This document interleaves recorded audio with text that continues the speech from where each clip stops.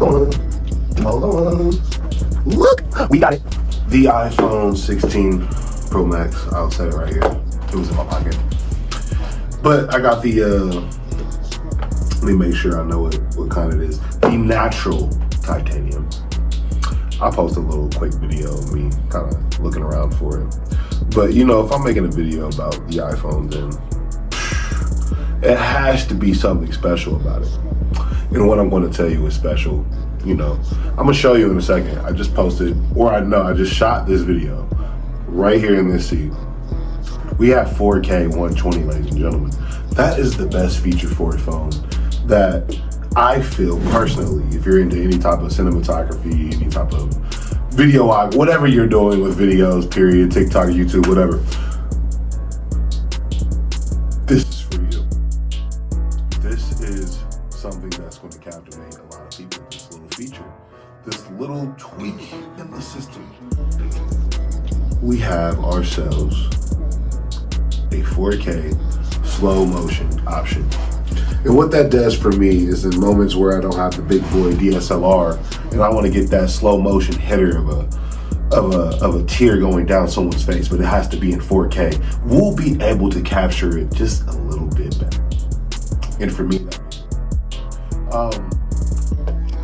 I did not get the Pro this time. I had the iPhone 15, and that's what I'm recording this video on. We got a little bit bigger, I guess. This is definitely a bit bigger. I don't know how much bigger, but it definitely seems bigger than the 15. Not a tech enthusiast, so go YouTube that if you want someone to get more in depth about the sizes and the exact amount of whatever it took to build this. Yeah, I don't know.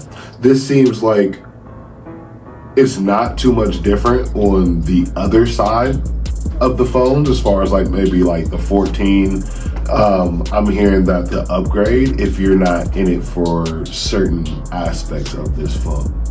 For me, it was a big deal with that 120 frames per second doing 4K. That was enough for me to be like, you know what, it's worth the upgrade. And for me to upgrade, it wasn't that big of a deal because I just got the 15 and it was kind of like the part of the care package. So it was whatever with me. So if that's the case, maybe it's not the craziest upgrade for you.